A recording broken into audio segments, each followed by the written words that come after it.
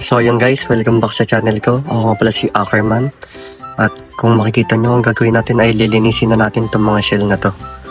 Ayan guys, dalawang malaki, tas puro maliit na shell yung iba. So ayan, lagay lang natin dito sa labas, dito tayo maglalagay. Yan guys, dalawang malaking shell, tas maraming maliliit na shell, tas mga stone na coral. So ayan, nakuha ko na yung hose guys. Tatin lang natin ito ng tubig. Unahin natin yung bato syempre guys. Buksan muna natin to. Tapos bubuhos natin dito sa ating timba. Yan guys. Buhos lang natin. Tapos ngayon, lagyan natin ng tubig. O, ito pa pala nakabukas.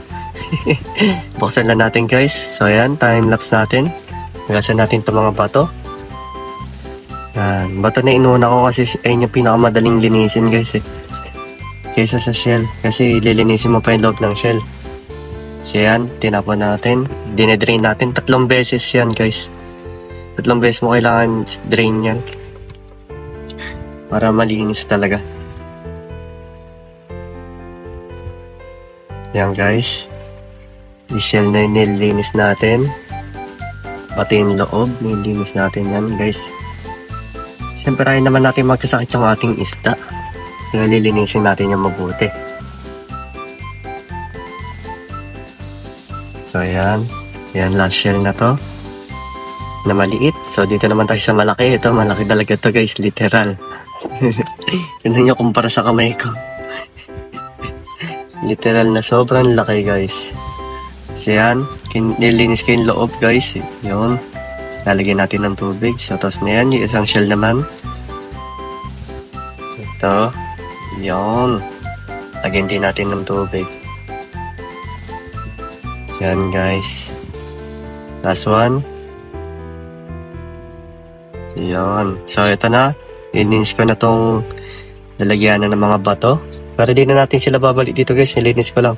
Kasi baka lagyan ko to ng mga medyas para sa ating filter. So yan guys. Yan, linisin lang natin mabuti. So yan guys, tapos na. Pasok natin sa loob. At syempre guys, kailangan babad natin to for 1 day guys. So lalagyan natin to guys. Oh. Yan, lagyan natin ng tubig guys.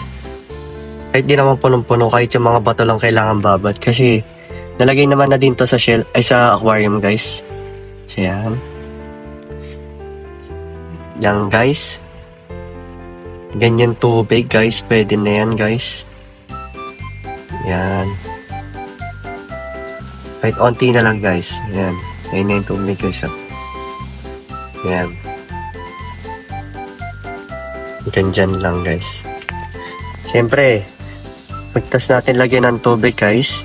Siyempre, kailangan natin lagyan ng takip. Baka lamukin to. So, yun lang guys. Abangan nyo to pag nilagay ko na sa ating aquarium. Sa next video. Yun lang guys. Bye.